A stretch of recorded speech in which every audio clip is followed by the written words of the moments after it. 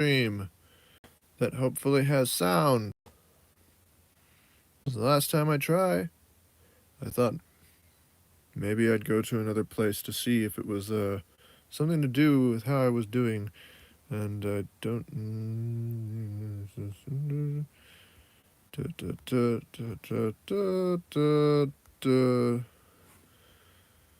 There we go. So maybe it works now. Maybe not. Perhaps. Static? Not static. No static. Oh, that's good. Wonder what'll happen if I go to the place where I need to be. Thank you, Upcycle, and welcome. Well, this isn't where I need to be, so now I need to go to where I need to go to start the video. So, follow along. Hello, Curtis. Weird. I'm starting it in there where I needed to be, but there's nothing, and it kept being static in there. Now, okay, so I'll do this. I'll do this like a TV presenter. Hello. Hello, neighbor. Come on in. You're just in time.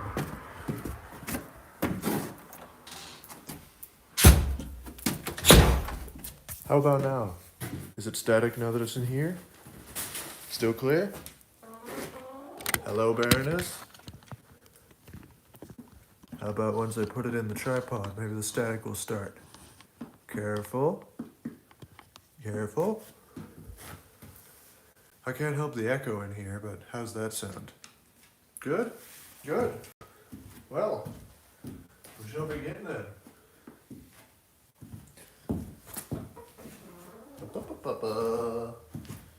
Welcome, everyone, to the first. Well, you see, this live stream, I had an idea for it.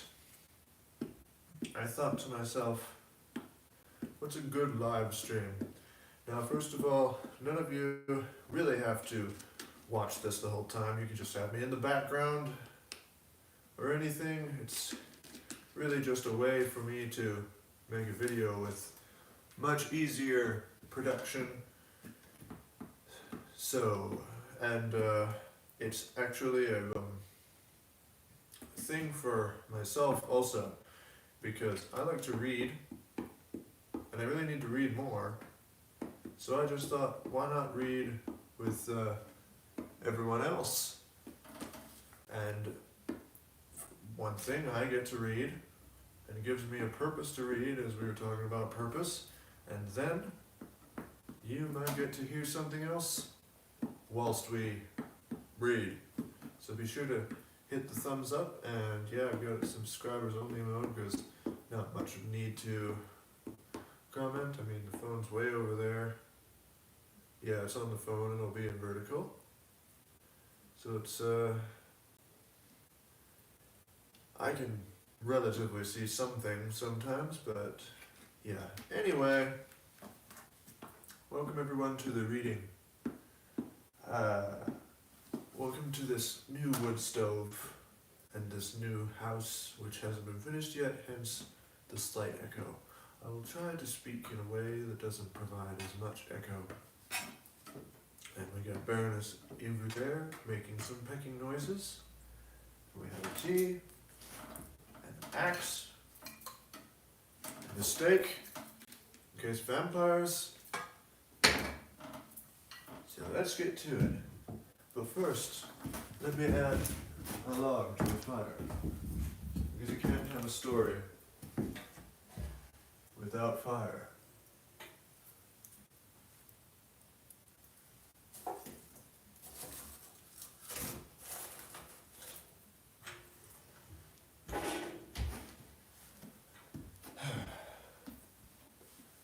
Today we will be reading Rough Riders. Let me come in a little closer. By Teddy Roosevelt, Theodore Roosevelt, president from 1902 1900 to 1901 to, what was it, 1910? This book right here, you see, I wanted to read, but technically you can't read things unless you look up the patent, unless it's before 1923, so I found a book. I thought to myself, where can I find an old book? So we went to the library, and here we are. Rough Riders. This book is very old, hasn't been checked out since 2005, and it is from the actual book. As you see, we have Teddy Roosevelt himself, Theodore Roosevelt, and the book itself is from 1902. So this book was written, 26th president, you're quite right. Thank you, nice stove it is. This book was written when Teddy Roosevelt was alive. Well, he wrote it. Of course, it was written by him when he was alive. That's how it works. But the thing is, it was published when he was alive. The actual book. So that's pretty neat. So, I've read it a little. But now it's time to read it all with you. He was, of course, the toughest man to ever live. So we can glean some information. It is about his time leading the Rough Riders. So without further ado, let us begin. Hello, Lexi. Sound can be heard enough when you sit further away. Good, very good. Well, as I was saying, now that we have more here, we're reading The Rough Riders by Teddy Roosevelt, toughest man ever to live and 26th president. We have the picture here, and I will read it and just keep you company. Yep, we shall all be lurking, even I'll be lurking right here. Hopefully this can be watched later on, or anytime anybody needs this book read. It's not so much a narration, it's more of a cozy story time. Begins with a poem. Hark, I hear the tramp of 1,000. Let's begin again.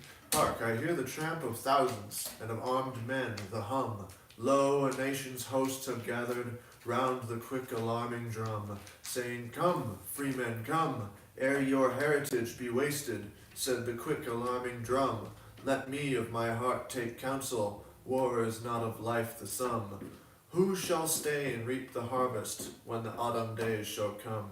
But the drum echoed, "Come, death shall reap the braver harvest," said the solemn sounding drum. But when won the coming battle, what of profit springs therefrom? When if conquest subjugation, even greater ills become. But the drum answered, "Come, you must do the sum to prove it," said the Yankee answering drum. Bret Harty. Let's remember that this is a book from 1901, written with the mindset of a man who really liked fighting. It's definitely probably not going to be politically correct, I can assure you that. He wasn't very much known for that even back then. The Rough Riders, Chapter 1, Raising the Regiment. During the year preceding the outbreak of the Spanish War, I was Assistant Secretary of the Navy. While my party was in the opposition, I had preached with all the fervor and zeal I possessed our duty to intervene in Cuba and to take the opportunity of driving the Spaniards from the Western world. Now that my party had come to power, I felt it incumbent on me, by word and deed, to do all I could to secure the carrying out of the policy in which I so heartily believed. And from the beginning, I had determined that if a war came, somehow or other, I was going to the front. Meanwhile, there was any amount of work at hand in getting ready the Navy, and to this I devoted myself. Naturally, when one is intensely interested in a certain cause, the tendency is to associate particularly with those who take the same view. A large number of my friends felt very differently from the way I felt, and looked upon the possibility of war with sincere horror. But I found plenty of sympathizers, especially in the Navy, the Army, and the Senate Committee on Foreign Affairs. Commodore Dewey, Captain Evans, Captain Brownson, Captain Davis. With these and the various other naval officers on duty at Washington, I used to hold long consultations, during which we went over and over not only every question of naval administration, but specifically everything necessary to do in order to put the Navy in trim to strike quick and hard, as we believed would be the case. We went to war with Spain. Now, I am reading this with the voice of Teddy Roosevelt in my mind. If you've heard him before, he's quite different sounding compared to what you would picture his face to look like. Sending an ample quantity of ammunition to the Asiatic squadrons and providing it with coal, getting the battleships and the armored cruisers on the Atlantic into one squadron, both to train them in maneuvering together and to have them ready to sail against either the Cuban or the Spanish coasts, gathering the torpedo boats into flotilla for practice, securing ample target exercise so conducted as to raise the standards of our marksmanship, gathering in the small ships from the European and South American waters, settling on the number and kind of craft needed as auxiliary cruisers. Every one of these points was threshed over in conversation with officers who were present in Washington, or in correspondence with officers who, like Captain Mahan, were absent. As for the senators, of course, Senator Lodge and I felt precisely alike, for to fight in such a cause and with such an enemy was merely to carry out the doctrines we had both of us preached for many years. Senator Davis, Senator Proctor, Senator Foraker, Senator Chandler, Senator Morgan, Senator Fry, and a number of others also took just the right ground, and I saw a great deal of them, as well as many members of the House, particularly those from the West, where the feeling for war was strongest. It's a very history-heavy book, that's for sure, written by the man who experienced it. So, yeah, next time I am planning to read more books. If this goes on, I'll read a storybook from long ago. Back to the book. Naval officers came and went, and senators were only in the city while the Senate was in session. But there was one friend who was steadily in Washington. This was an army surgeon, Dr. Leonard Wood. I only met him after I entered the Navy Department, but we soon found that we had kindred tastes and kindred principles. He had served in General Miles' inconceivably harassing campaigns against the Apaches, where he had displayed such courage that he won that most coveted of distinction, the Medal of Honor. Such extraordinary physical strength and endurance that he grew to be recognized as one of 2 or 3 white men who could stand fatigue and hardship as well as an Apache, and such judgment that toward the close of the campaigns he was given, though a surgeon, the actual command of more than one expedition against the band of renegade Indians. Like so many of the gallant fighters with whom it was later my good fortune to serve, he combined in very high degree the qualities of entire manliness with entire uprightness and cleanliness of character. It was a pleasure to deal with a man of high ideals, who scorned everything mean and base, and who also possessed those robust and haughty qualities of body and mind, for the lack of which no merely negative virtue can ever atone. He was he was by nature a soldier of the highest type, and like most natural soldiers, he was of course born with a keen longing for adventure.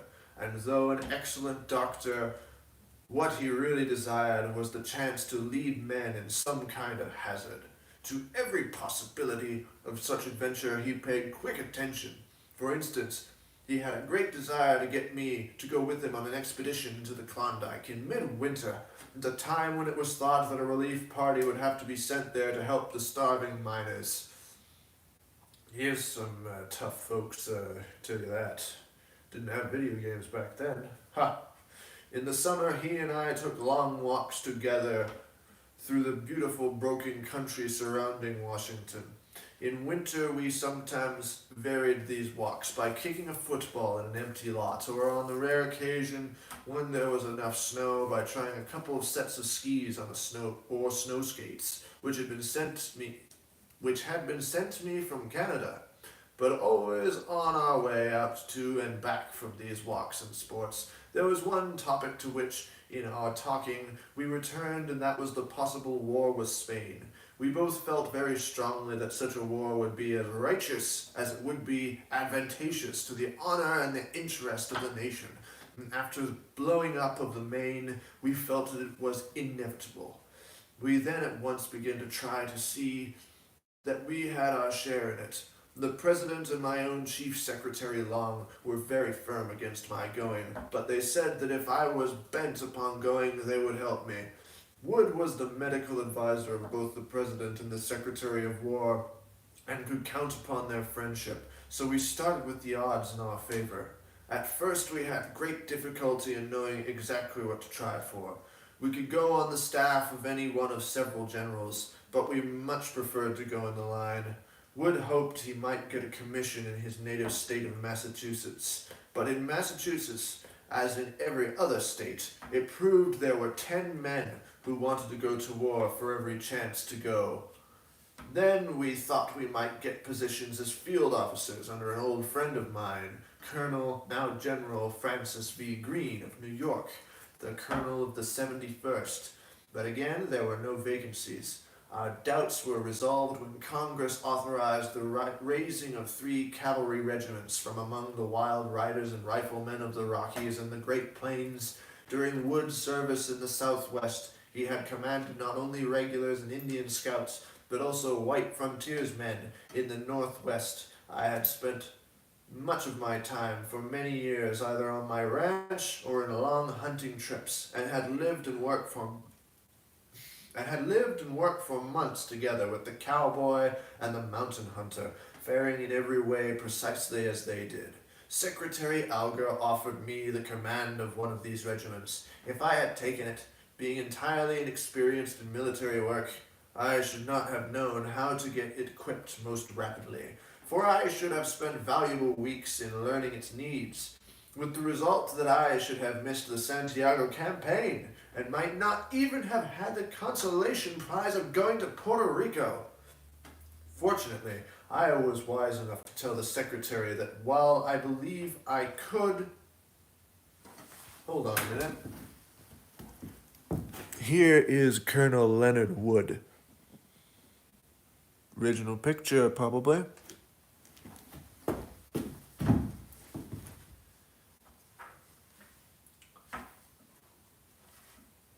Well, I believed I could learn to command the regiment in a month, yet that it was just this very month which I could not afford to spare, and that therefore I would be quite content to go as lieutenant colonel if he would make Wood colonel. This was entirely satisfactory to both the president and secretary, and accordingly Wood and I were speedily commissioned as colonel and lieutenant colonel of the 1st United States Volunteer Cavalry. This was the official title of the regiment, but for some reason or other the public promptly christened us the Rough Riders.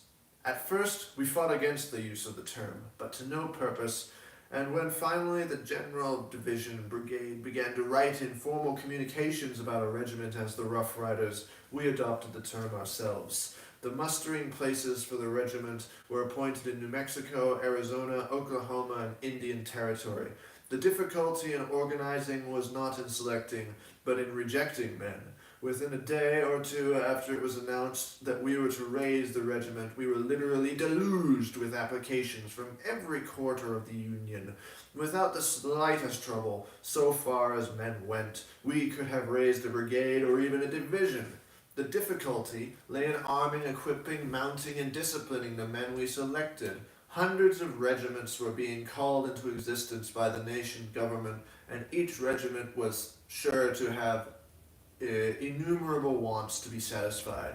To a man who knew the ground as Wood did, and who was entirely aware of our national unpreparedness, it was evident that the ordinance of Quartermaster's Bureau could not meet for some time to come 1/10 of the demands that would be made upon them.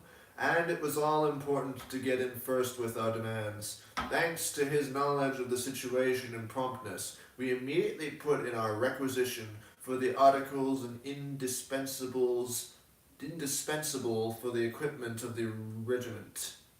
And then by ceaseless worrying of excellent bureaucrats who had no idea how to do things quickly or how to meet an emergency, we succeeded in getting our rifles, cartridges, revolvers, clothing, shelter tents, and horse gear just in time to enable us to go on the Santiago expedition. Some of the state troops who were already organized as National Guards were of course ready after a fashion when the war broke out, but no other regiment which had our work to do was able to do it in anything like as quick a time, and therefore no other volunteer regiment saw anything like the fighting we did.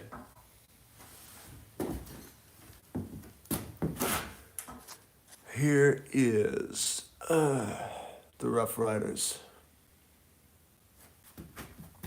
Got let's see, Roosevelt on this one and Woody on here. Yep, that's him. That's Woody. He's the rootin'est, tootin'est cowboy in the wild, wild west. Woody's bound up, I hear every day. That's right, friends. Now, that's the first chapter, I believe. Let us take a moment to get this tea sorted out. Perhaps warm it up a little. Not too long, though. And, 1 second. Baroness has done something.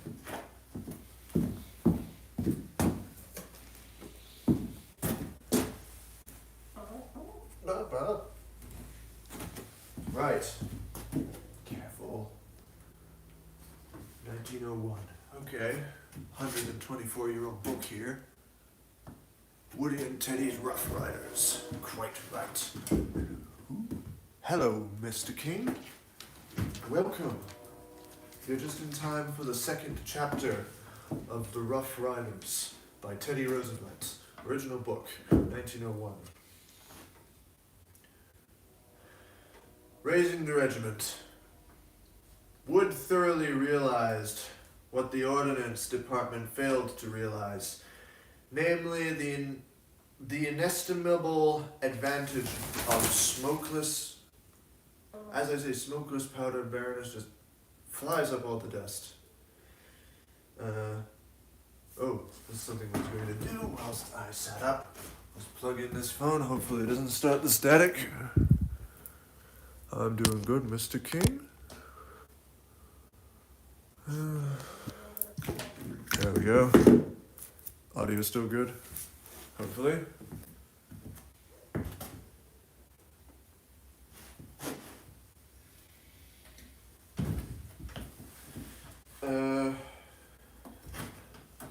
Right, so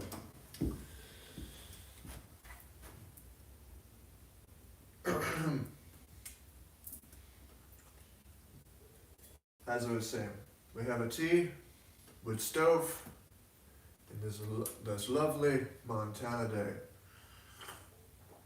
where we're reading The Rough Riders. Take 2. Wood thoroughly realized what the Ordnance Department failed to realize, namely the inestimable advantage of smokeless powder, and moreover he was bent upon our having the weapons of the regulars.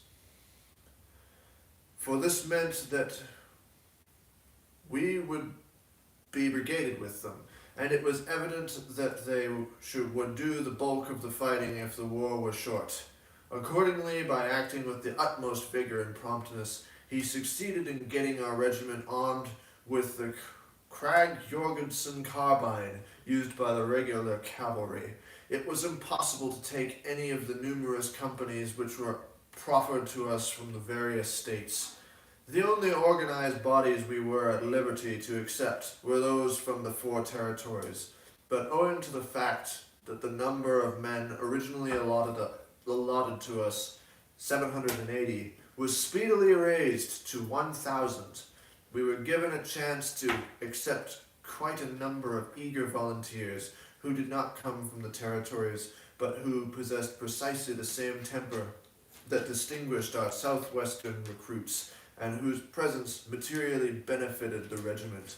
We drew recruits from Harvard, Yale, Princeton, and many other colleges, from clubs like the Somerset, Boston, and Knickerbocker of New York, and from among the men who belonged neither to club nor to college, but in whose veins the blood stirred the same impulse which once sent the Vikings over the sea. 4 of the policemen who had served under me while I was president of the New York Police Board insisted on coming, 2 of them to die, and the other 2 to return unhurt after honorable and dangerous service. It seemed to me that almost every friend I had in every state had someone acquaintance who was bound to go with the Rough Riders and for whom I had to make a place. Thomas Nelson Page, General Fitzhugh Lee, Congressman Odell of New York, Senator Morgan. For each of these and for many others, I eventually consented to accept some 1 or 2 recruits. Of course, only after a most rigid examination to their physical capacity, and after they had shown that they knew how to ride and shoot. I may add that in no case was I disappointed in the men thus taken. Harvard being my own college, what are you doing, Baroness? Harvard being my own college, I had such a swarm of applications from it that I could not take 1 in 10. What particularly pleased me not only in the Harvard, but the Yale and Princeton men, and indeed in these recruits from the older states generally, was that they did not ask for commission. With hardly any exception, they entered upon their duties as troopers in the spirit which they held to the end, merely endeavoring to show that no work could be too hard, too disagreeable, or too dangerous for them to perform, and neither asking nor receiving any reward in the way of promotion or consideration. The Harvard contingent was practically raised by Guy Murchie of Maine. What are you doing, Baroness? Stop it. 1 second.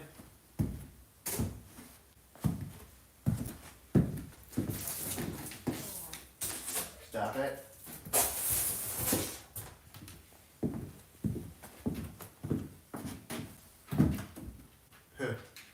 Baroness stuff. Yes, it was. That's what they acted like. Like a safari.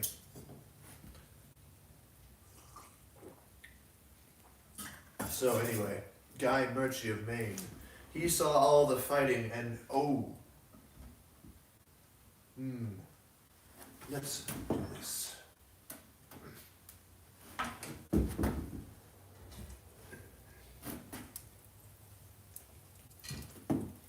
Just a little poke.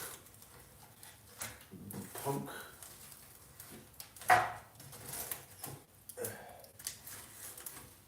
There we go. Added another little thing.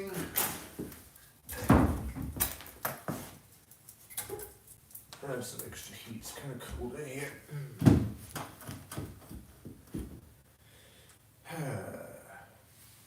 He saw all the fighting and did his duty with the utmost gallantry, and then left the service as he had entered it, a trooper, entirely satisfied to have done his duty, and no man did it better. So, it was with Dudley Dean, perhaps the best quarterback who ever played on a Harvard 11, and so with Bob Wren, a quarterback whose feats rivaled those of Dean, and who in addition was the champion tennis player of America, and had on 2 different years saved this championship from going to an Englishman. So it was with Yale men like Whaler, the high jumper, and Garrison and Girard, and with Princeton men like Devereaux and Channing, the football players, with Larned, the tennis player, with Craig Wadsworth, the steeplechase rider, with Joe Stevens, the crack polo player, with Hamilton Fish, the ex-captain of the Columbia crew, and with scores of others whose names are quite as worthy of mention as any of those I have given. Indeed, they all sought entry into the ranks of the Rough Riders as eagerly as if it meant something widely different from hard work, rough fare, and the possibility of death. And the reason why they turned out to be such good soldiers lay largely in the fact that they were men who had thoroughly counted the cost before entering, and who went into the regiment because they believed that this offered their best chance for seeing hard and dangerous service. Mason Mitchell of New York, who had been a chief of scouts in the Rail Rebellion, traveled all the way to San Antonio to enlist, and others came there from a distance as great. Remember, there were no planes. Some of them made appeals to me which I could not possibly resist. Woodbury Kane had been a close friend of mine at Harvard. There wasn't even any cars, just horses. During the 18 years that had passed since my graduation, I had seen very little of him, though being always interested in sport, I occasionally met him on the hunting field, had seen him on the deck of the Defender when she vanquished the Valkyrie, and knew the part he had played on the Navajo when her most important race, that otherwise unlucky yacht, vanquished her opponent, the Prince of Wales Britannia. When the war was on, Kane felt it his duty to fight for his country. He did not seek any position of distinction. All he desired was the chance to do whatever work he was put to do well, and to get to the front, and he enlisted as a trooper. When I went down to the camp at San Antonio, he was on kitchen duty, and was cooking and washing dishes for one of the New Mexican troops, and he was doing it so well that I had no further doubt as to how he would get on. My friend of many hunts and ranch partners, Robert Monroe Ferguson of Scotland, who had been on Lord Aberdeen's staff as a lieutenant, but a year before likewise could not keep out of the regiment, he too appealed to me in terms which I could not withstand, and I came in like Kane to do his full duty as a trooper, and like Kane to win his commission by way he thus did his duty. I felt many qualms at first in allowing men of this stamp to come in, for I could not be certain that they had counted the cost, and was afraid that they would find it very hard to serve, not for a few days, but for months in the ranks, while I, their former intimate associate, was a field officer. But they insisted that they knew their minds, and the event showed that they did. We enlisted about 50 of them from Virginia, Maryland, and the northeastern states at Washington before allowing them to be sworn in. I gathered them together and explained that if they went in they must be prepared not merely to fight, but to perform the weary, monotonous labor incident to the ordinary routine of a soldier's life. That they must be ready to face fever exactly as they were to face bullets. That they were to obey unquestioningly and to do their duty as readily if called upon to garrison a fort as if sent to the front. I warned them that work that was merely irksome and disagreeable must be faced as readily as work that was dangerous, and that no complaint of any kind must be made. And I told them that they were entirely at liberty not to go, but that after they had once signed, there could be no backing out. Not a man of them backed out. Not one of them failed to do his whole duty. These men formed but a small fraction of the whole. They went down to San Antonio, where the regiment was to gather, and where Wood preceded me, while I spent a week in Washington, hurrying up the different bureaus and telegraphing my various railroad friends so as to ensure our getting the carbine saddles and uniforms that we needed from the various armories and storehouses. Then I went down to San Antonio myself, where I found the men from New Mexico, Arizona, and Oklahoma already gathered, while those from the Indian territories came in soon after my arrival. These were the men who made up the bulk of the regiment and gave it its peculiar character. They came from the 4 territories which yet remained within the boundaries of the United States, that is, from the lands that is from the lands that have been most recently won over to the white civilization, in which the condition of life are nearest those that obtained on the frontier when there still was a frontier. They were a splendid set of men, these Southwesterners. Let me check.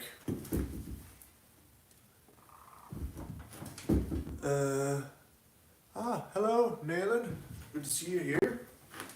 My sheepskin's falling. Checking if the audio is still good. Yep, it is. Yep. It's a nice book to read. Very rare, I'd say. So, they were all splendid set of men, these Southwesterners, tall and sinewy, with resolute, weather-beaten faces, and eyes that looked a man straight in the face without flinching. They included their ranks men of every occupation, but the three types were those of the cowboy, the hunter, and the mining prospector. The man who wandered hither and thither, killing game for a living and spending his life in the quest for metal wealth.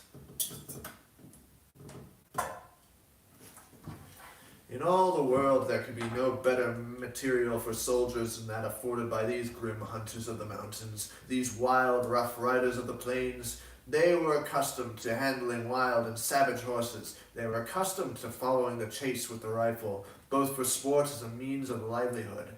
Varied through their occupations had been almost all had at one time or another herded cattle and hunted big game. They were hardened to life in the open and to shifting for themselves under adverse circumstances. They were used for all their lawless freedom to the rough discipline of the roundup and the mining company. Some of them came from the small frontier towns, but most were from the wilderness, having left their lonely hunter cabins and shifting cow camps to seek new and more stirring adventures beyond the sea. They had their natural leaders, the men who had shown they could master other men and could more than hold their own in the eager driving life of the new settlements. The captain and lieutenants were sometimes men who had campaigned in the regular army against Apaches, the Ute, and the Cheyenne, and who, on completing their term of service, had shown their energy for settling in the new communities and growing up to be men of mark. In other cases, they were sheriffs, marshals, deputy sheriffs, and deputy marshals, men who had fought Indians and still more often had waged relentless war upon the bands of white desperados.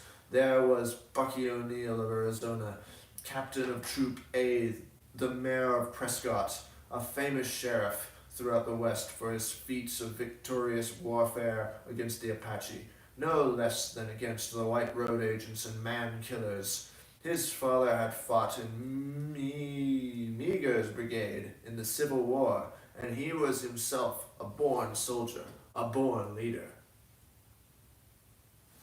Here's... Let's see. Would this be a good time to mention that the explosion on the USS Maine was not sabotaged by the Spanish, but rather an unfortunate accident? Yeah, it would probably be a good one. No doubt that they didn't know that. Well, no doubt he didn't think of that, unless he did. Who knows? He probably hoped it was, because, I mean, he just wanted to fight. Here's Captain Ali Caprone and Captain Bucky O'Neill. Yeah, he likely did know. I can just kind of see how he thought about things. Raring to go. Did I study literature? No, actually. Well, I study this literature as I'm going, as actually I'm reading this for the first time. Well, I've read about half the book before, but I'm reading it for the first time with you. Rough Riders by Theodore Roosevelt. And we go on. Born leader of men, he was a wild, reckless fellow, soft-spoken and of dauntless courage and boundless ambition. And yeah, that's an interesting thing to remember with these books, is he wrote it from his perspective. Of course, he wanted it to sound, the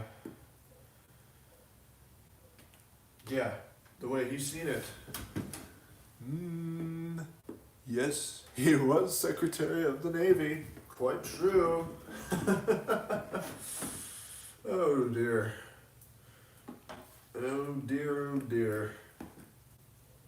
Yeah, very interesting when you compare not only reading things from how history sees things back then, but also reading it from something from back then makes you able to really look at history in a different way. One second, he was all over getting his buddies together and forming a cavalry regiment. Absolutely. Of course, it seems unlike most corrupt politicians that want to start war. They want to start war and then send a bunch of sons in to die on the battlefield. He wanted to be there. Yeah, he was kind of,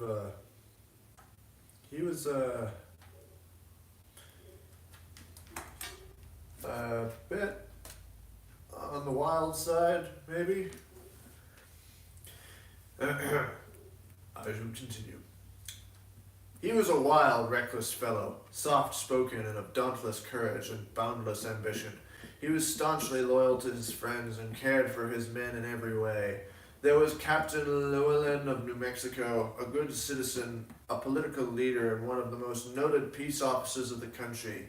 He had been shot 4 times and pitched fights with red marauders and white outlaws. There was Lieutenant Ballard, who had broken up the Blackjack gang of ill-omened notoriety, and his Captain Curry, another New Mexican sheriff of fame.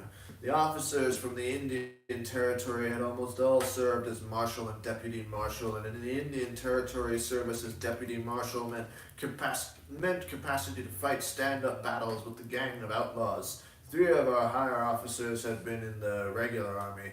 One was Major Alexander Brody from Arizona, afterwards Lieutenant Colonel, who had lived for 20 years in the territory and had become a thorough Westerner without sinking the West Pointer, a soldier by taste as well as training, whose men worshipped him and would follow him anywhere, as they would Bucky O'Neill or any other of their favorites. Brody was running a big mining business, but when the Maine was blown up, he abandoned, there's that point, the Maine.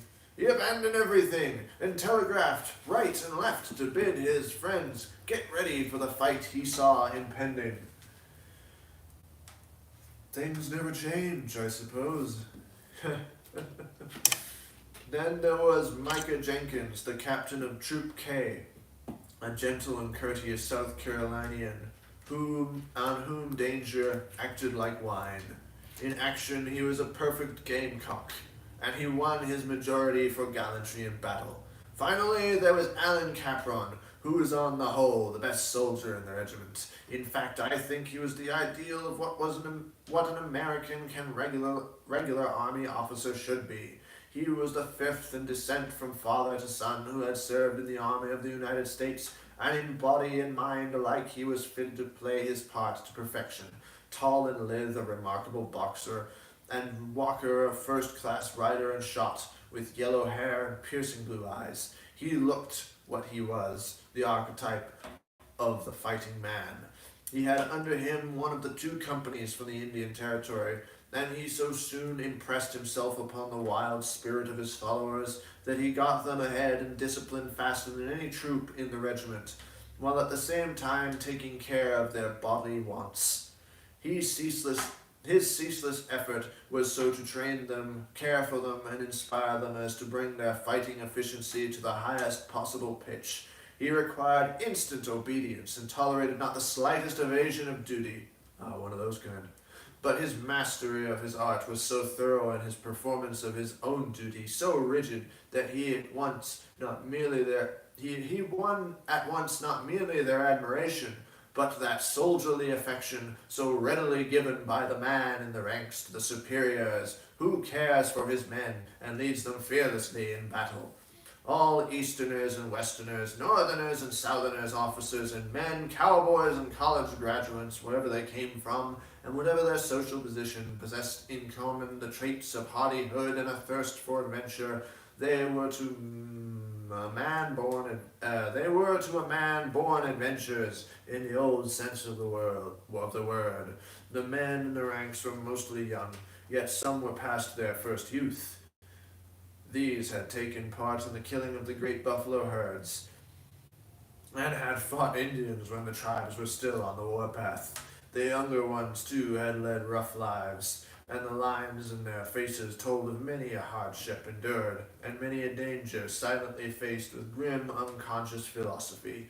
Some were originally from the East, and had seen strange adventures in different kinds of life, from sailing around the Horn to mining in Alaska.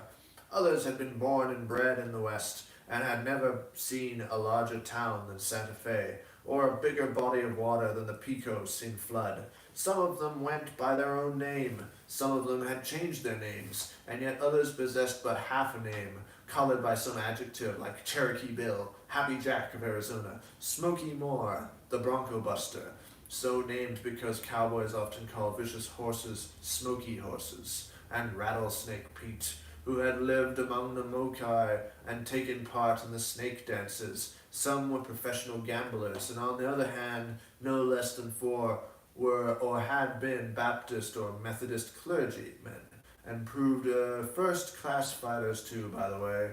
Some were men whose lives in the past had not been free from the taint of those fierce kinds of crime into which the lawless spirit who dwell on the borderland between civilization and savagery so readily drift.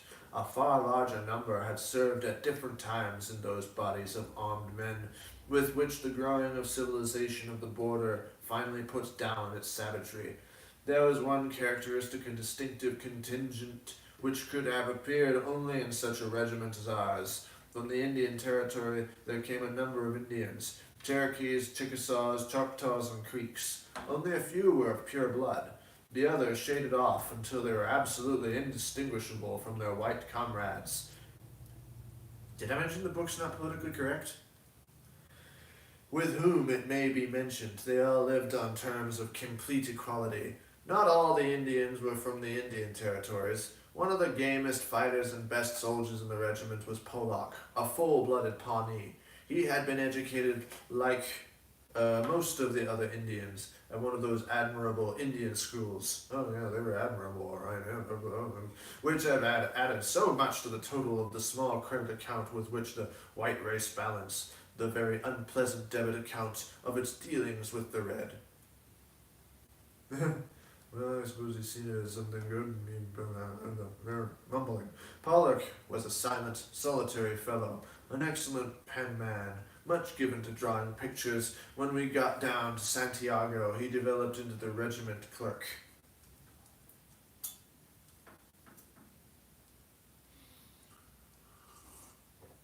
Remarkable. I can warm up the tea. Is that you? Wild Dino. Hello. What do we have?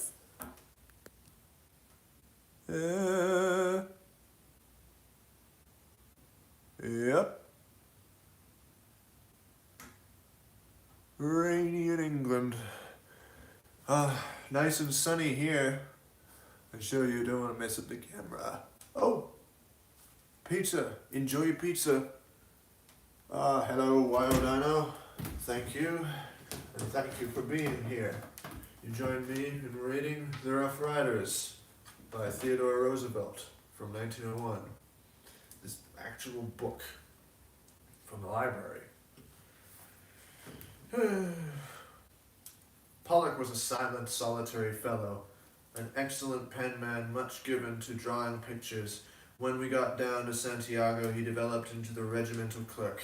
I never suspected him of having a sense of humor until one day, at the end of our stay in Cuba, he was sitting in the adjutant's tent working over the returns. There turned up a trooper of the first who had been acting as barber. Eyeing him with immovable face, Pollock asked in a guttural voice, "Do you cut hair?" The man answered, "Yes." And Pollock continued, "Then you'd better cut mine," muttering in an explanatory soliloquy. "Don't want to wear my hair like a wild Indian when I'm in civilized warfare." Oh, ha ha, I get it, ha. Another Indian came from Texas. He was a brakeman on the Southern Pacific and wrote telling me he was an American Indian and that he wanted to enlist. His name was Colbert, which at once attracted my attention, for I was familiar with the history of the Cherokees and Chickasaws during the 18th century when they lived east of the Mississippi. Early in that century, various traders, chiefly Scotchmen, settled among them, and the half-breed descendants of one named Colbert became the most noted chiefs of the Chickasaw. I summoned the applicant before me, and found that he was an excellent man, and, as I had supposed, a descendant of the old Chickasaw chiefs. He brought into the regiment, by the way, his partner, a white man. The two had been inseparable companions for some years, and continued so in the regiments. Every man who has lived in the West knows that, vindictive though the hatred between the white man and the Indian is when they stand against one another, in what may be called their tribal relations, yet the men of Indian blood, when adopted into white communities, are usually treated precisely like anyone else.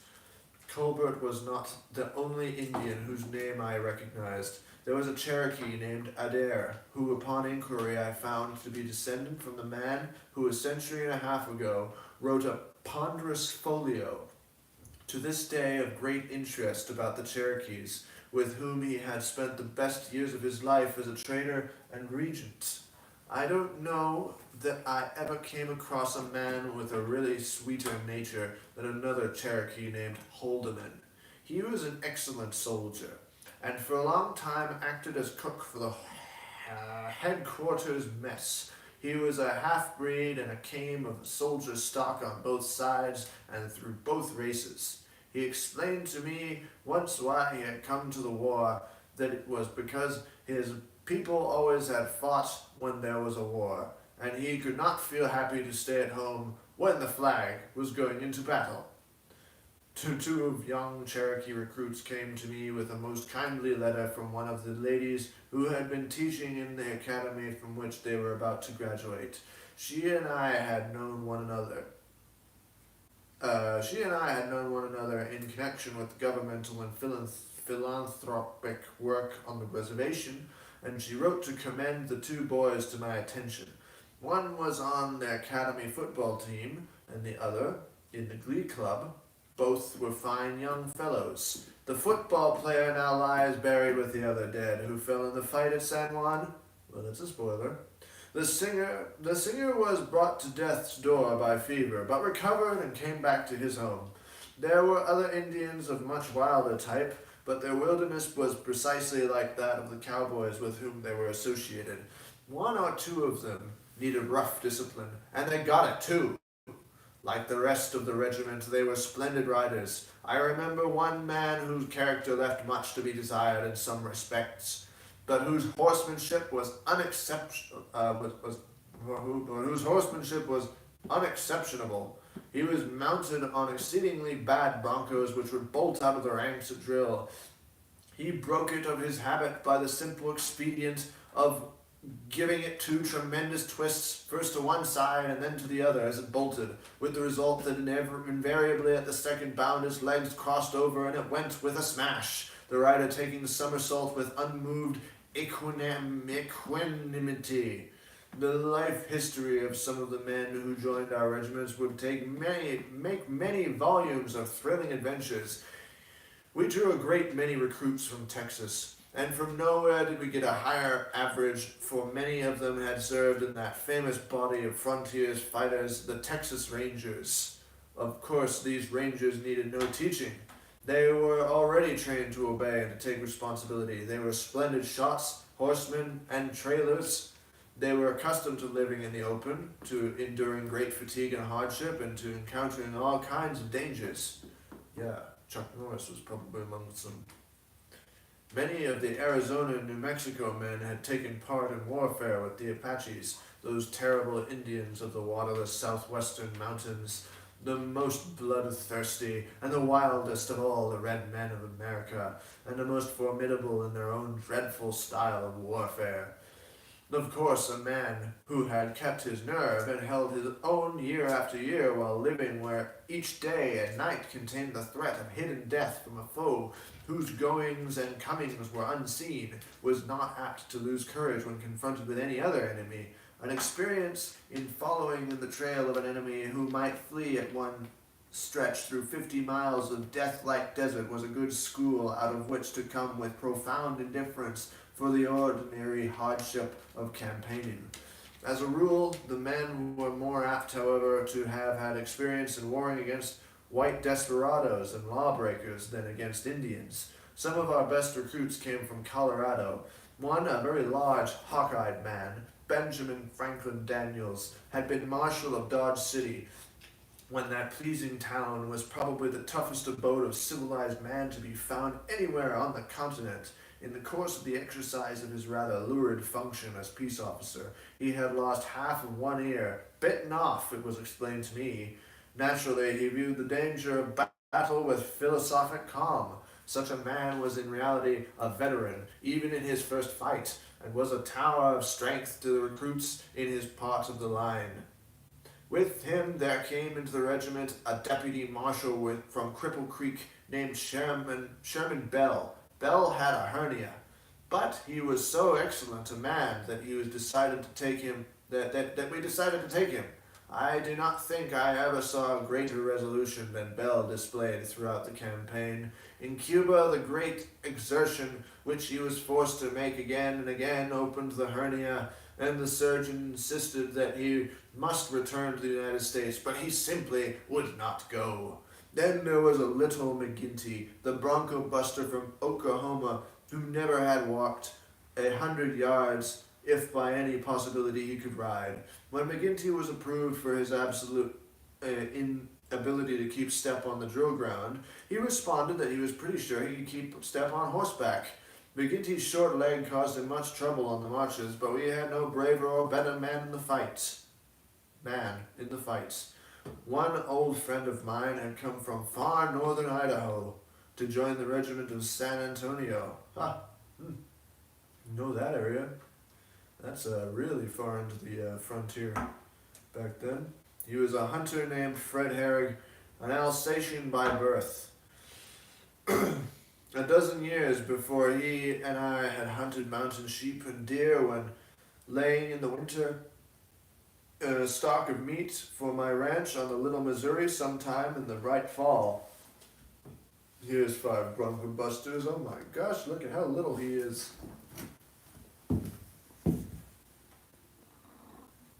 Yep. That be them. Look at that guy. He's tiny. I think they were shorter back then.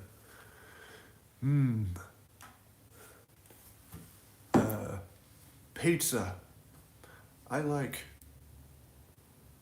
basic meat lovers pizza with all the meats. And yes, they were so fashionable. Oh, tuna grilled cheese. Enjoy that. We were having chicken grilled cheese lately. Yes, he's a wee fellow.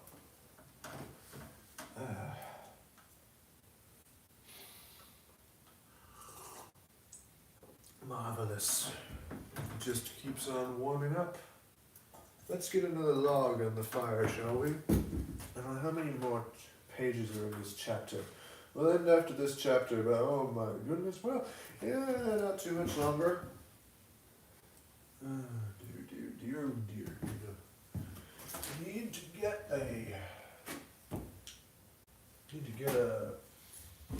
a better bookmark for that for later.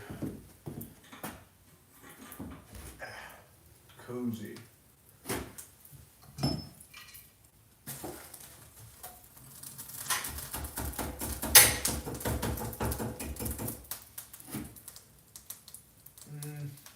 Yeah, that's what I do.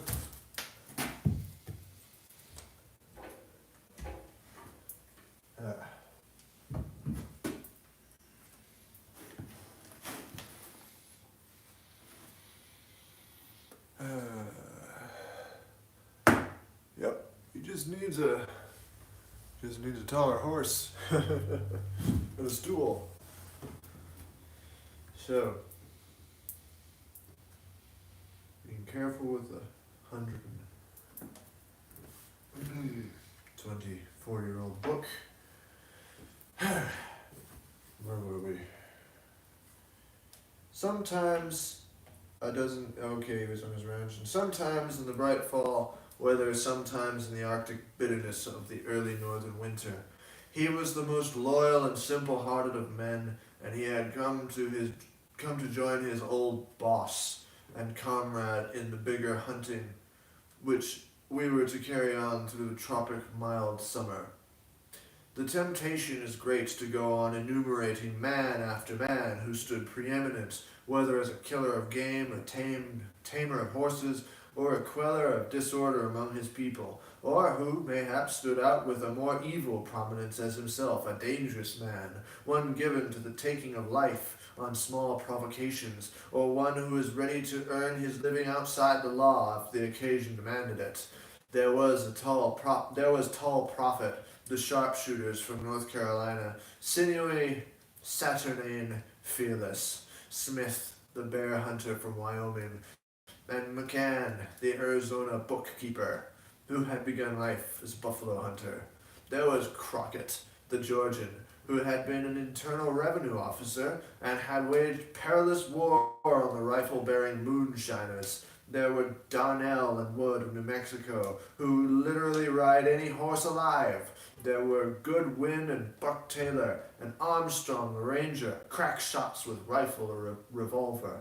There was many a skilled packer who had led and guarded his trains of laden mules through the Indian-haunted country surrounding some outpost of civilization. There were men who had won fame as Rocky Mountain stage drivers, or who had spent endless days in guiding the slow wagon train across the grassy plains. There were miners who knew every camp from the Yukon to Leadville, and cowpunchers in whose memories were stored the brands carried by the herds from Chihuahua to Assiniboia.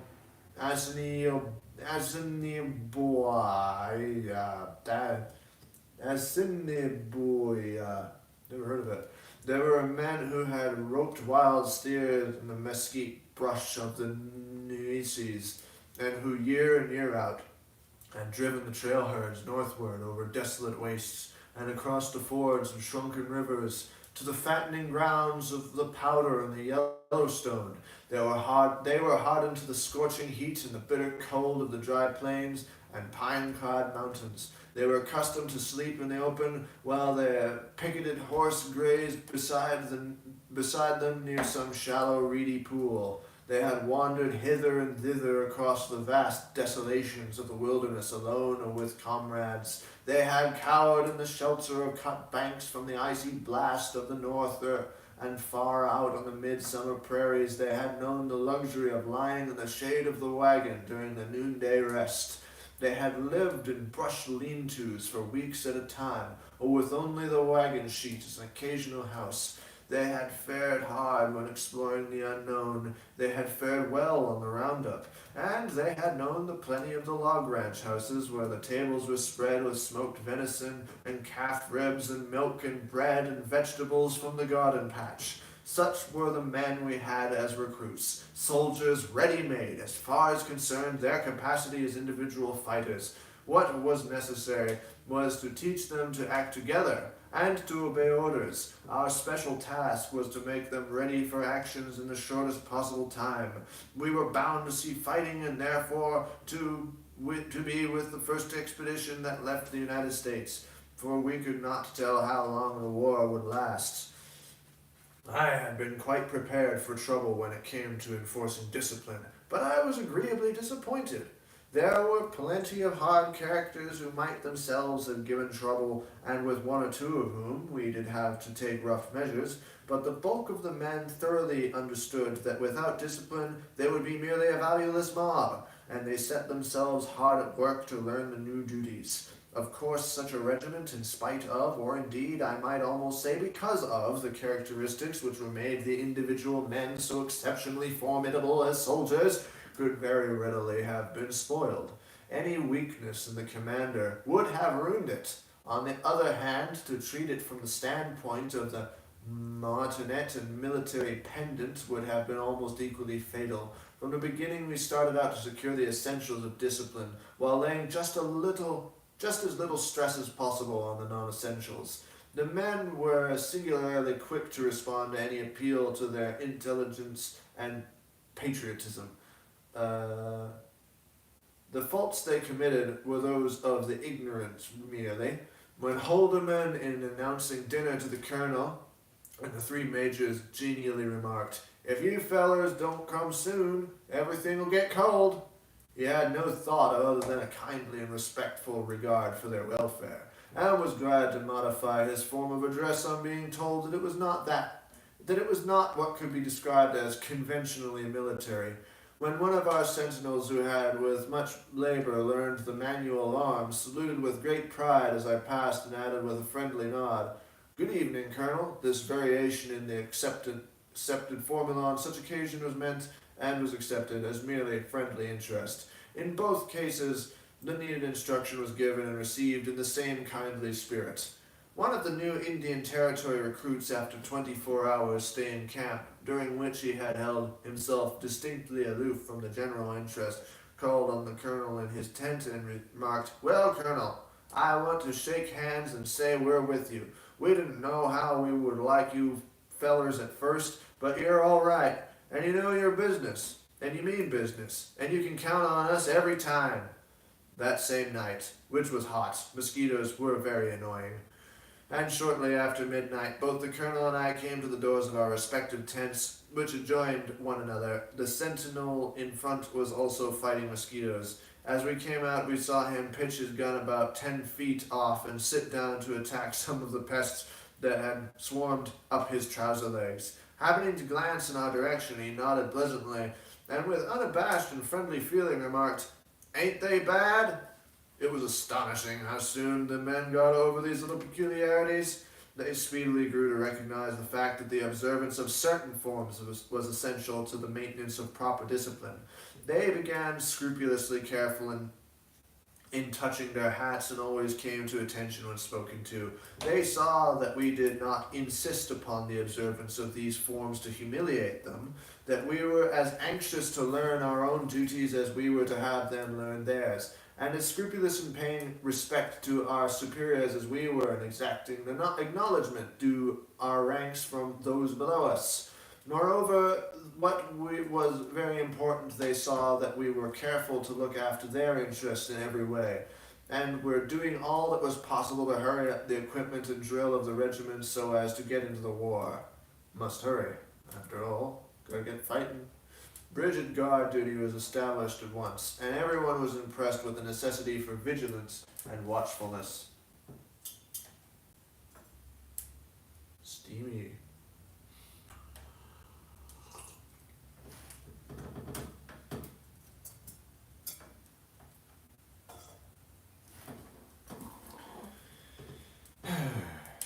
The policing of the camp was likewise attended to with the utmost rigor. As always with new troops, they were at first indifferent to the necessity for cleanliness in camp arrangements, but on this point Colonel Wood brooked no laxity, and in very little while the hygienic conditions of the camp were as good as those of any regular regiment. Meanwhile, the men were being drilled on foot at first, with the utmost assiduity. Every night we had officers school the non-commissioned officers of each troop were being given similar schooling by the captain or one of the lieutenants of the troop. And every day we practiced hard, by squad, by troop, by squadron and battalion.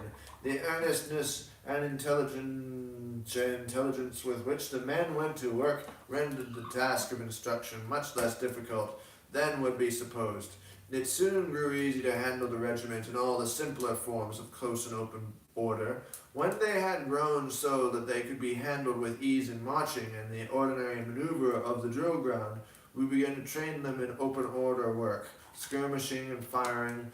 Here their woodcraft and plainscraft, their knowledge of the rifle helped us very much. Skirmishing they took to naturally, which was fortunate, as practically all our fighting was done in open order. Meanwhile, we were purchasing horses. Judging from what I saw, I do not think that we got heavy enough animals, and of those who purchased, certainly a half were nearly unbroken.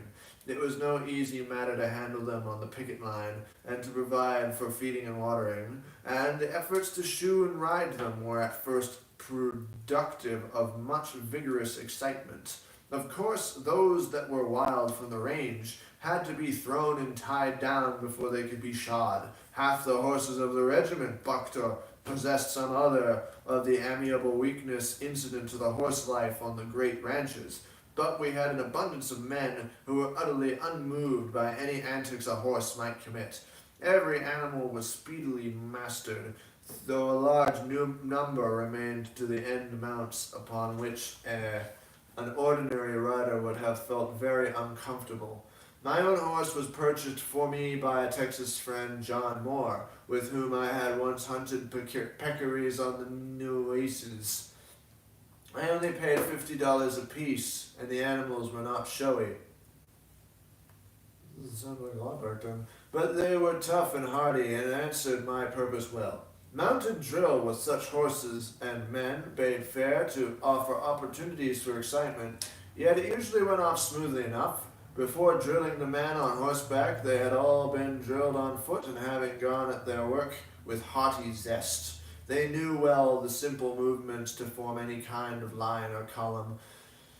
Wood was busy from morning till night in hurrying the final details of the equipment, and he turned the drill of the men over to me. To drill perfectly needs long practice, but to drill roughly is a thing very easy to learn indeed. We were not always right about our intervals, our lines were somewhat irregular, and our more difficult movements were executed at times in a rather haphazard way. But the essential command and the essential movements we learned without any difficulty, and the men performed them with great dash when we put them on horseback. There was, of course, trouble with horses.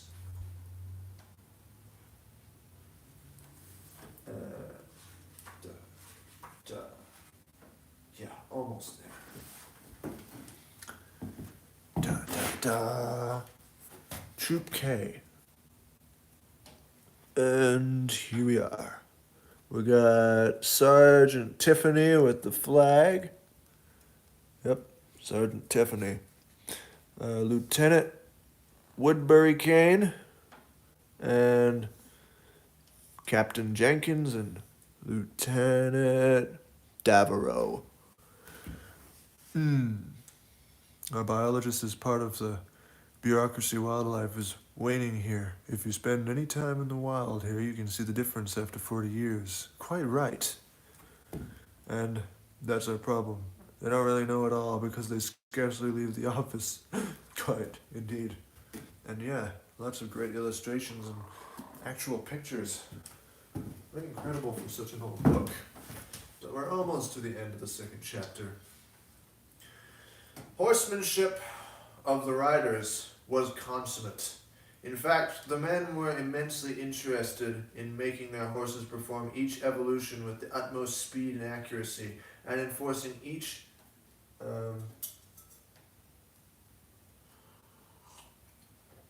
just keeps getting warmer. Never hated anything on a wood stove, so it's quite amusing. May just be able to have your tea, sit there, and stay warm.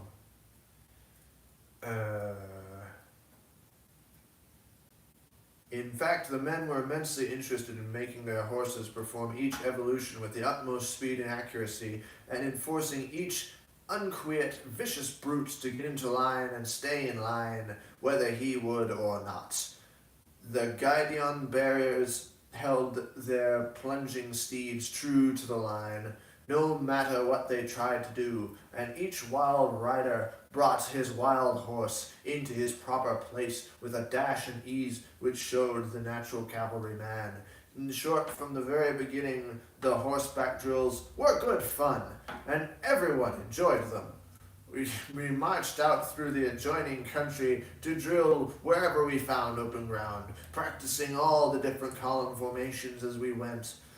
On the open ground, we threw out the lines to one side or the other, and in one position and another, sometimes at the trot, sometimes at the gallop. As the men grew accustomed to the simple evolutions, we tried them more and more in skirmish drills, practicing them so that they might get accustomed to advance in open order and to skirmish in any country, while the horses were held in the rear. Our arms were the regular cavalry carbine, the crag, a splendid weapon, and the revolver. A few carried their favorite Winchesters, using, of course, the new model which took the government cartridge. We felt very strongly that it would be worse than a waste of time to try to train our men to use the saber, a weapon utterly alien to them.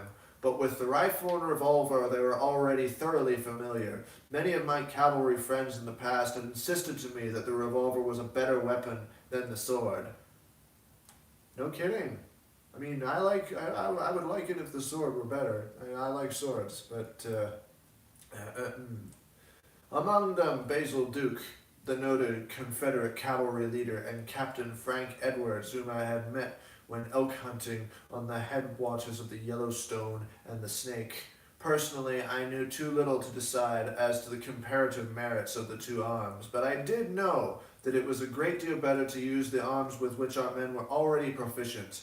They were therefore armed with what might be called their natural weapons, their revolver.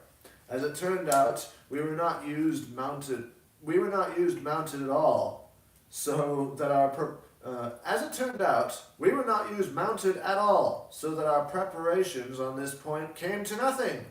In a way, I have always regretted this. We thought we should at least be employed as cavalry in the great campaign against Havana in the fall, and from the beginning I began to train my men in shock tactics for use against hostile cavalry. My belief was that the horse was really the weapon with which to strike the first blow. I felt that if my men could be trained to hit their adversaries with their horses, it was a matter of a small amount whether at the moment when the onset occurred, sabers, lances, or revolvers were used, while in the subsequent melee I believed that the revolver would outclass cold steel as a weapon.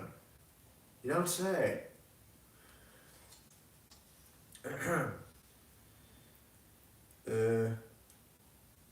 But this is all guesswork, for we never had occasion to try the experiment. Done. It was astonishing what a difference was made by 2 or 3 weeks' training. The mere thorough performance of guard and police duties helped the men very rapidly to become soldiers. The officers studied hard, and both officers and men worked hard in the drill field. It was, of course, rough and ready drill, but it was very efficient, and it was suited to the men who made up the regiment.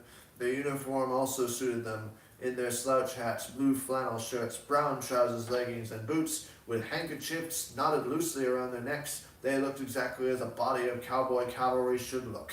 The officers speedily grew to realize that they must not be overfamiliar with their men, and yet they must care for them in every way. The men, in return, began to acquire those habits of attention to soldierly detail which mean so much in making a regiment. Above all, every man felt and had constantly instilled into him a keen pride of the regiment and a resolute purpose to do his whole duty uncomplainingly, and above all to win glory by the way he handled himself in battle. End of chapter.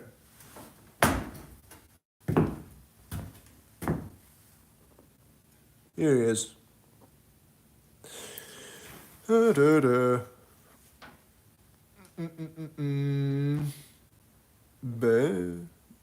And let's see. Let's see what's going on. Busy waiting, everything about. There's busy pay. Whaling, everything about hunting in Maine has become like a voluntary form of taxation if you choose to hunt. Imagine. They're always trying to find ways. And Cuba doesn't strike me as cavalry country. Yeah, if you think about it. I've seen pictures and stuff. Hi, KP. We just finished chapter 2, and this is a very long book. So, thank you, Dino.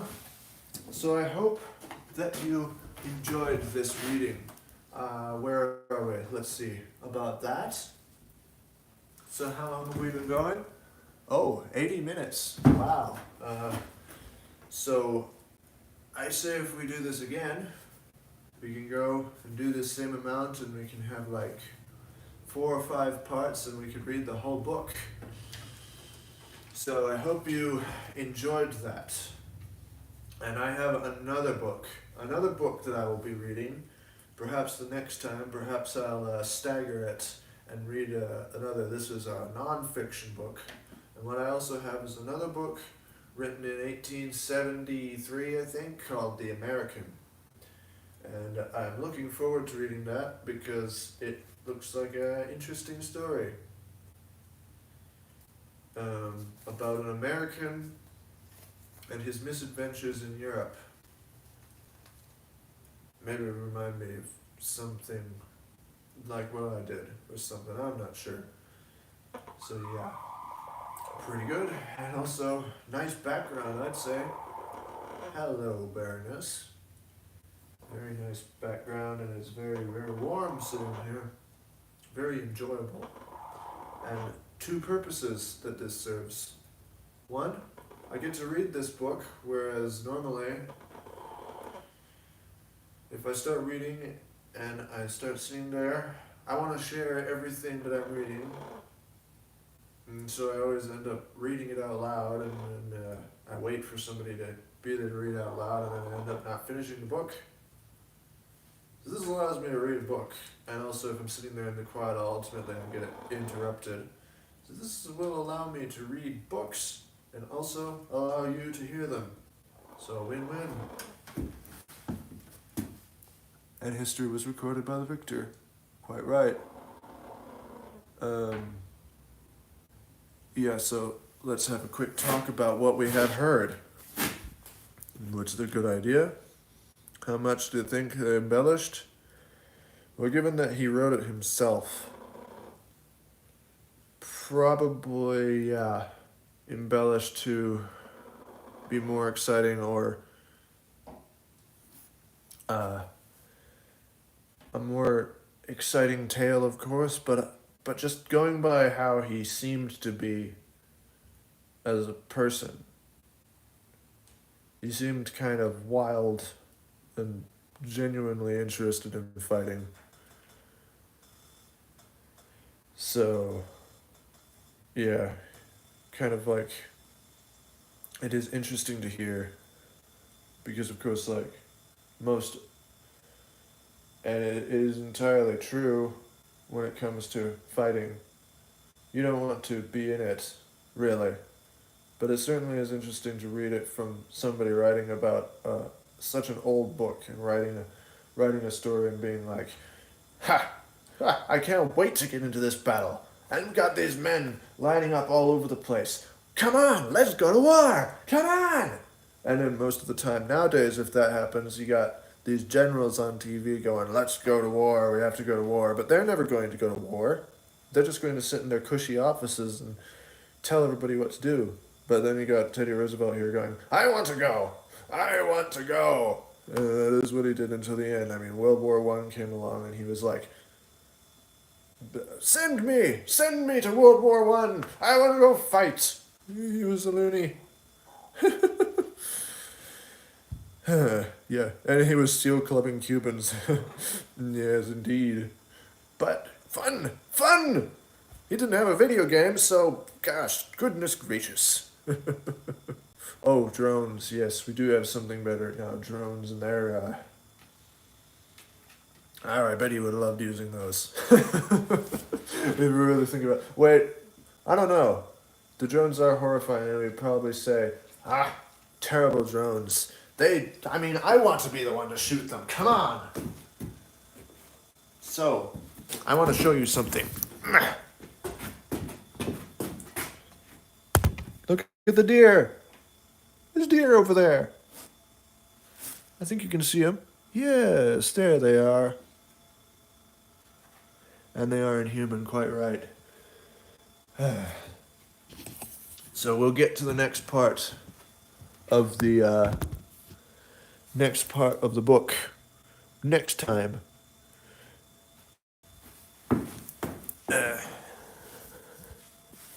And yes, maybe, Alexei. Maybe. But, oh, hi, Pause. Well,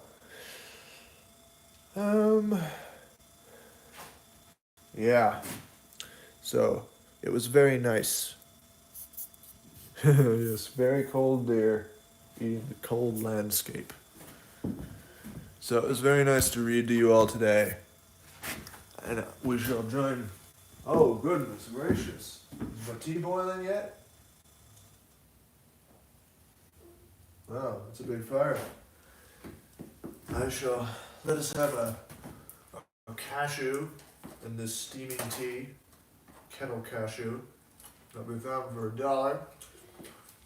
And we shall join you next time. Not sure when. I don't know if I'll have a set date for these. I might just do them when I have access, because most days Dad's out here working. But right now they're picking up supplies in Missoula. So, what's everyone got to say? I know, I'd like to bring them in and I invite them to dinner.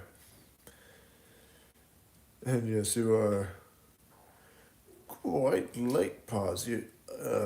You have a book. I have a book to read you. Once you start this, you can start this live stream over and have me read you to sleep, perhaps. Anyway, it's been good having you all here, and I will see you next time with more. Wow, that's really going now. I'll see you next time with more story. Either the fictional one, or more of this one. But yeah, I think this has turned out well. We can make it a new and enjoyable hangout that can either be enjoyed live or afterwards. So, and we do still have a good library. Yeah, lots of old books, Charles Dickens, all sorts. I can keep finding new books to read, and I can read them with you. So, skull to that. Goodbye, everyone. It's been fun. And I will see you on the trail. Or something like that. Bye, everyone. And yes, we shall stay warm. And thank you to Lexi, Wow, Dino, Curtis, Mr. Sorpaz, KP, and Upcycle for listening, and everybody else who is here. Happy trails. Woody's Roundup. Right here every day.